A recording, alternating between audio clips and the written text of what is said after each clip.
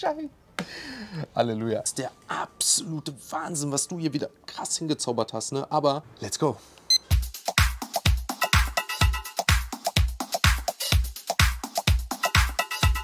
Damit herzlich willkommen zurück auf diesem Kanal bei Big M und einer neuen Folge. Wir sind bei den Restaurant in Düsseldorf, ausgezeichnet für mit das beste Sushi in ganz Deutschland. Nach mehrfacher Auszeichnung sind wir ja schon mal hier gewesen, haben die größte Sushi-Platte Deutschlands hier gemeinsam kreiert. Natürlich unser neues Special Toromaki mit Gold. Auf geht's in die größte Sushi-Platte Deutschlands.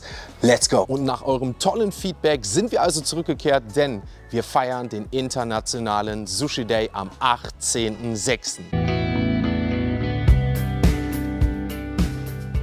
On June 18th every year, an International Sushi Day is celebrated. Aus diesem Grund kreieren wir heute mal was Neues. Nicht die größte Platte Deutschlands, sondern die größte und exklusivste Sushi-Torte, die es bisher gab. 6 Stockwerke wird das Ganze gleich groß sein, hat der Chefkoch mir gesagt. 1,5 Kilo Lachs, 1,5 Kilo Thunfisch, halbes Kilo Avocado, Gurken und was noch dazu an Toppings kommt, natürlich Reis en masse, was das Ganze natürlich an den Stockwerken ja ausmacht. Ich bin selber gespannt, auch der Koch und die Köche, die Mitarbeiter sind begeistert, haben wieder richtig Bock loszulegen. Und nachdem wir ja, wie gesagt, schon die größte Sushi-Platte Deutschland, ein riesen Kunstwerk hingelegt haben, kommt es heute also mal nicht auf eine Rekordjagd auf irgendein Zeitlimit an, sondern wirklich die Kunst, die Vielfalt, der Genuss, das Sushi-Erlebnis pur steht heute im Vordergrund. Ich wünsche euch viel Spaß, ich habe Bock, richtig viel zu essen, aber auch ein geiles Kunstwerk mit den Leuten auf die Beine zu stellen. Und deswegen würde ich sagen, let's go. So Leute, es ist soweit. Das ist der Meister, der uns auch letztens die größte Sushi-Torte Deutschlands parat gemacht hat. Und schaut es euch mal hier an. Wir sind schon dabei. Carol, was machen wir? Wir machen eine ganz einfache Sushi-Torte, wie so eine Torte aussehen soll. Mit ca. 1 Kilo Lachs, halbem Kilo Thunfisch und den Rest lasse ich einfach überraschen, weil ganz genau weiß ich das noch nicht. Ich mache das komplett Freestyle. Du hast das genau auch noch nie gemacht, ne? Nein. Also wir kriegen wirklich mal, ich sag mal, die größte Sushi-Torte Deutschlands, nachdem wir ja mal die größte Sushi-Platte gemacht haben. Ich weiß, du hast Bock. Ich mache das Schicht nach Schicht, ich überlege mir. Auf was meinst du, wie viel Kilo kommen wir insgesamt? Aber wir sind jetzt schon bei 5 bis 6 Kilo mindestens. Und dann wird es noch schön verziert und alles, ne? Genau. So Leute, ich glaube, es ist soweit. Scheiße. Halleluja. Ey, ohne Witz, ne? Also du bist wirklich ein Künstler, ne? Ich bin leidenschaftlicher Koch, seitdem ich ein kleiner Junge bin. Ohne Witz, ne? Also das ist der absolute Wahnsinn, was du hier wieder krass hingezaubert hast, ne? Aber ich sag mal, bevor ich zu viel plapper, weil ich komme einfach aus dem Staunen nicht raus. Was haben wir? Also wir fangen ganz oben an. Hast du unser Favorite, Avocado Ikura, als schöner Topping, so wie eine Krone auf der Torte. Danach kleiner Freestyle von mir, eine Mango Maki. Dann direkt darunter hast du Gurke Erdbeer Maki gemischt. Wahnsinn. Dann darunter hast du die Veggie California mit Frischkäse, Gurke und Avocado. Nur halt heute extra für dich mit schwarzem Sesam, damit das auch zu unserem Style passt. Ja, ja. Alles Black Red, alles unser Style. Darunter auch die Alaska und Boston Rolle, auch heute als Topping mit Black Masago. Darunter die Lachs-Thunfisch-Makis und dann noch zum Schluss ganz unten Gurke und Avocado-Maki.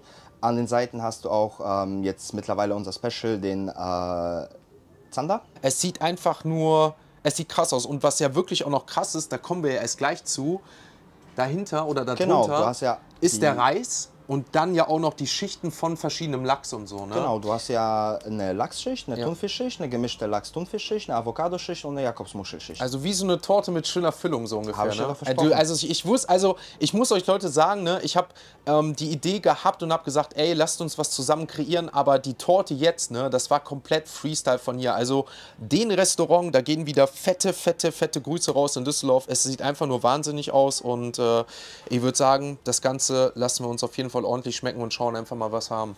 Du hast ja eine Waage immer wieder gehabt. Wie viel wiegt das Ganze? Mit Deko, mit allem drum und dran, 8,1 Kilo. 8,1 Kilo. Ohne Platte, nur wirklich das Ohne Sushi. Platte, ohne Platte. Die Platte habe ich ja schon abgezogen. Ja, ja, also dann über 9 sogar, ne? Wahnsinn. Also 8 Kilo Sushi, ja. Spektakeltorte. Ich schau mal, was wir schaffen.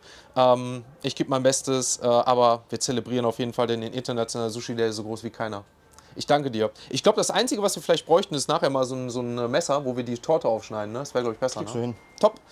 Dann würde ich sagen, Leute, bereiten wir alles vor und gehen rein. in den internationalen Sushi Day mit der größten Sushi-Torte Deutschlands. Da würde ich sagen, auf geht's in die einzigartige, legendäre Sushi-Torte von den Restaurants zum internationalen Sushi Day. Ich wünsche euch und mir viel Spaß, guten Hunger. Let's go.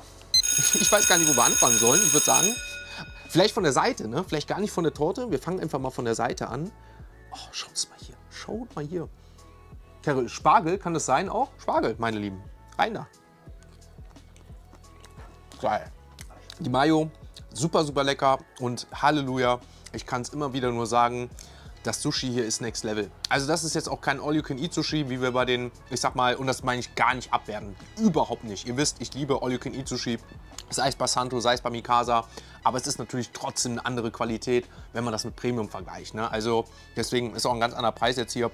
Aber es ist dann natürlich auch ein Geschmack, der ist einfach nochmal anders. Ne? Wow. Wir haben letztes Mal hier, wir waren schon mal hier und haben für, ich sag mal, etwas über 5 Kilo Sushi knappe 1,5 Stunden gebraucht. Dadurch, dass es jetzt 8 sind, wird es erstmal schwer, das überhaupt zu schaffen. Ich denke mal, wahrscheinlich werden die Schichten vom Reis nachher übrig bleiben. Deswegen versuchen wir die Rollen alles zu essen und ich sag mal, das Sushi natürlich auch. Aber ich denke auch hier, wenn wir heute so zwischen 1,5, 2 Stunden bestimmt landen. Und dann gehen wir weiter rein ins Sushi-Spektakel. Schmeckt aber auch nochmal geil. Ich komme vom Lachs, vom Zander hier gerade gar nicht weg. Geil. Geil, geil, geil. Top. Guten Hunger, Dankeschön. Das mit dem Wasabi verziert ist, ne? Geisteskrank. Absolut geisteskrank. Wie gesagt, die Torte, beziehungsweise das ganze Ding, boah, das biegt sich schon, ihr seht mal hier, das biegt sich schon durch, man kann das gar nicht anheben. Also das ist wirklich absoluter Wahnsinn, von hinten wie vorne. Also es ist wirklich, ich sag mal, ein absolutes Brett, das kann man nicht anders sagen. Dann würde ich sagen, gehen wir mal oben in die Torte rein und fangen mal langsam an, um uns die Schichten hier rauszunehmen. So. Geil. Geil, geil. Da seht ihr so ein bisschen, fängt die erste Schicht an von dem Reis, den wir quasi haben. Und das ist quasi jetzt, ich sag mal, diese verschiedenen Schichten. Also wir haben 6 Stufen hier, ne? Und das ist dann quasi der Reis. Und dazwischen müsste dann, hier seht ihr schon mal die erste Avocado-Schicht. Und dann müsste auch gleich, ich sehe es tatsächlich von hier hinten jetzt ein bisschen weniger, vielleicht hier schon ein bisschen mehr, ein bisschen Lachs und alles kommen. Aber wenn wir jetzt mal versuchen, erstmal die Sushi-Ringe ein bisschen außen zu essen.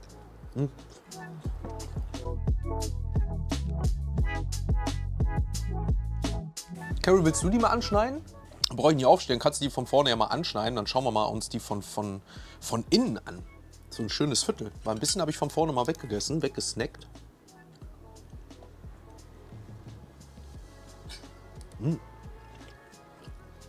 Dann, oh.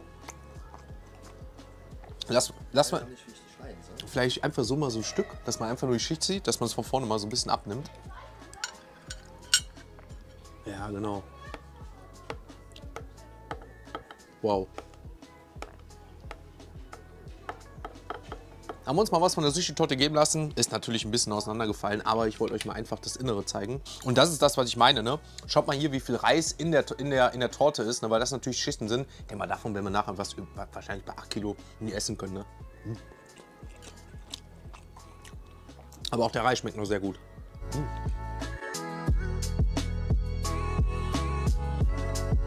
Jetzt sehe ich sie ja auch das erste Mal von vorne.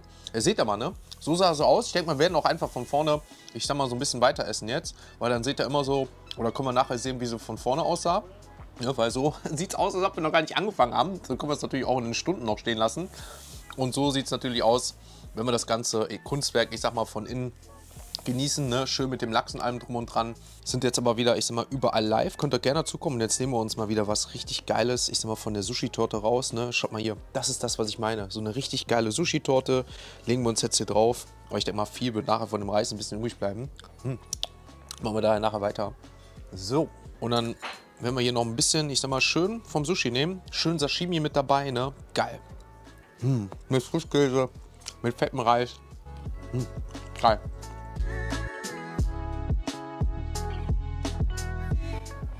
Und dann kämpfen wir uns jetzt mal von oben nach unten und machen die Sushi-Torte mal ein bisschen tiefer. Ne? Wir machen mal das erste Stockwerk leer. Ich würde sagen, wir gehen mal ins erste Stockwerk rein. Wir haben ja, glaube ich, 6 Stück. 1, 2, 3, 4, 5, 6 Stockwerke.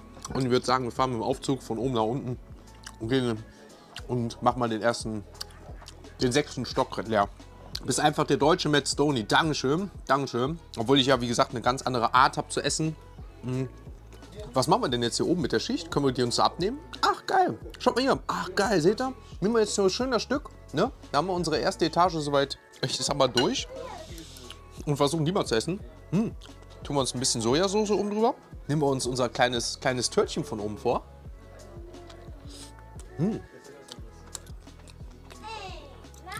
Geil. Top.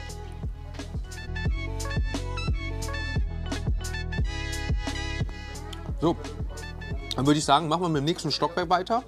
Gehen rein in die nächsten Makis hier oben. Und dann in das nächste Stockwerk vom Reis.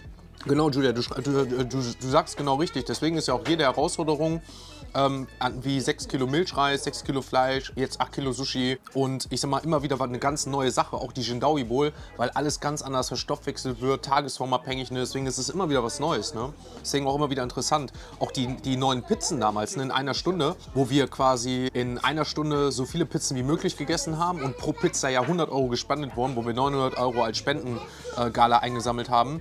Das hat mir unnormal schwer im Magen gelegt, weil es Hefeteig war. Ich hatte das gar nicht, ich sag mal, berücksichtigt mit Hefeteig, weil Hefeteig nachher aufgeht im Magen, ne? Mit dem Wasser und allem drum und dran. Ne? Sehr guten Appetit, da bekomme ich Hunger. Ja, dankeschön, schmeckt auch sehr gut. Also das kam halt, also es ist immer wieder eine neue Erfahrung. Ne? Schon spannend. Machen uns jetzt hier schön wieder ein bisschen Soja oben drüber. Ich liebe ja Soja, ne? Deswegen sage ich ja, ich werde nachher oder morgen wieder ein Gesicht haben, trinken müssen.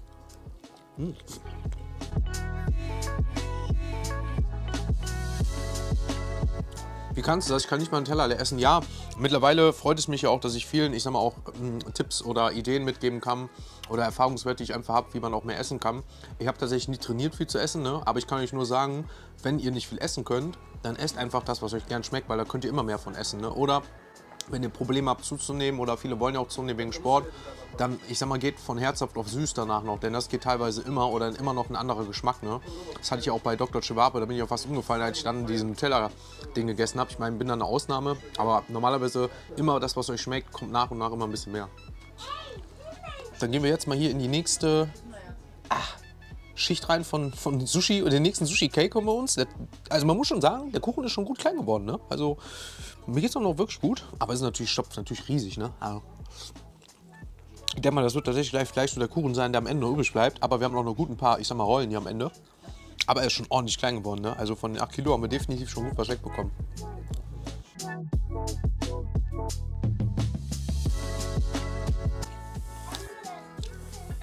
So sieht es noch aus. Also hinten sind wir auch fast fertig. Ich sag mal, von den 6 Stockwerken haben wir jetzt noch 2, 3 drauf. Und dann sind wir tatsächlich mit der kompletten fast schon durch. Wie gesagt, es ist einfach nur massiv vom Reis her, ne? Was wahrscheinlich am Ende dann auch wahrscheinlich too much ist. Aber ihr seht es, ne? Hier vorne sind ja gar keine Sushi-Rollen oder so mehr. Hier sind jetzt tatsächlich noch so die letzten. Die werden wir auf jeden Fall jetzt gleich noch leer machen. Und dann schauen wir einfach mal, wie viel wir von, ich sag mal, vom Sushi-Kuchen noch schaffen. Also die letzten 3 Makis von der vorletzten Schicht. So, damit haben wir die vorletzte Schicht soweit durch. Und ich würde sagen, wir gehen in die letzte Makis-Schicht rein. Wir haben jetzt noch 1, 2, 3, 4, 5, 6, 7, 8, 10, 11, 12, 13, 14 Makis. Plus 2 von den Zander-Rollen, sage ich mal, mit dem Spargel. Und dann haben wir tatsächlich, ich sag mal, über 150 Sushi-Stücke schon mal gegessen. Plus, ich sag mal, die ersten 3, 4 Schichten vom Kuchen und ein Viertel von dem. Krass, wie der essen kann. Dankeschön. Also dieser Zander mit der Mayo, ne? Der ist zu krass. Also das High-End. Läuft gut, ne? Läuft gut. Also ich habe gerade gesagt, Leute, Chefkoch ist gerade wieder da. Ich habe gerade gesagt, wir haben jetzt fast alle Sushi-Rollen weg. Waren ja so um die 150, hast du gesagt? 150, etwas mehr? 180? 180 knapp. Leute, er hat gerade noch mal gesagt, 180 Sushi-Rollen, also Sushi-Stücke waren es. Ja, Kuchen auch. Was ich bei euch so krass finde, auch der Reis, den kannst du so snacken, ne? Also auch wie du hattest ja die Angst, dadurch, dass er ja so ein bisschen mehr jetzt ist oder fest ist, dass er zu trocken wird, ist gar nicht so, ne? Also ich konnte zwischendurch so den wieder snacken, ne? Unabhängig davon, ob da ein bisschen Frischkäse dann wieder mit dabei war oder so, aber ich habe teilweise ohne Soja sogar das gerade ein bisschen snacken können, weil er so saftig war, ne? Also, ja, wirklich top hinbekommen wieder. Ich danke dir. Danke dir.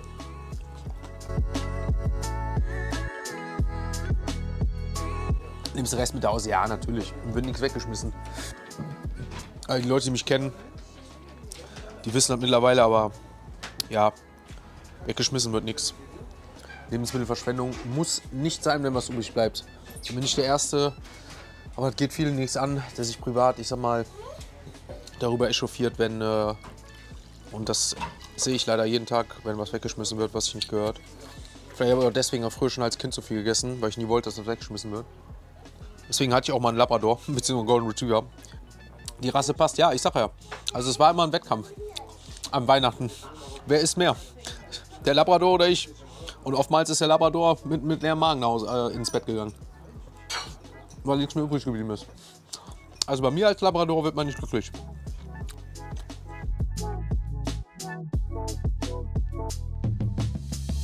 Was habt ihr eigentlich an Desserts?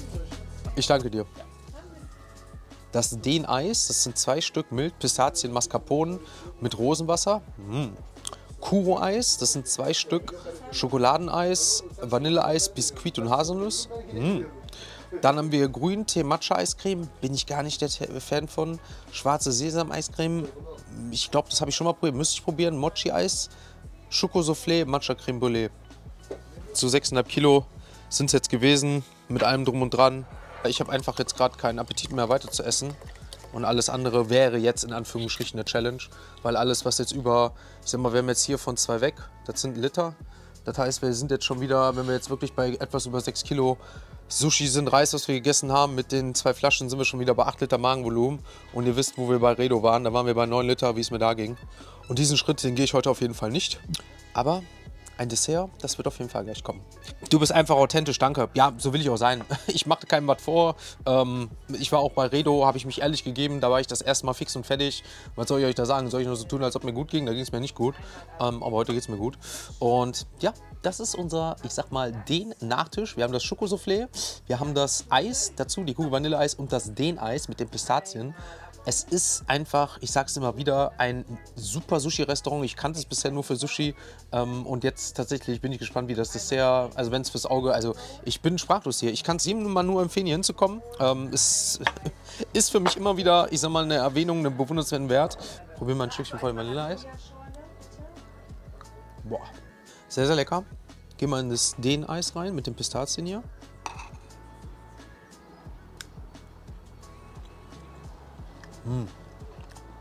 Geil. So Granatapfelkerne mit dabei. Die schmecken natürlich auch noch richtig, richtig gut. Vor allem jetzt auch mit dem Schokosoufflé, ne? Ich glaube, das könnte jetzt echt pervers werden. Oh. Halleluja. Diese Geschmacksexplosion kommt, weil wir jetzt, ich sag mal, 6,5 Kilo Sushi gegessen haben. Und dann jetzt, ich sag mal, boah, dieses Schokosoufflé, ne? Mit dem Vanilleeis, ich komme gerade nicht drauf klar auf mein Leben.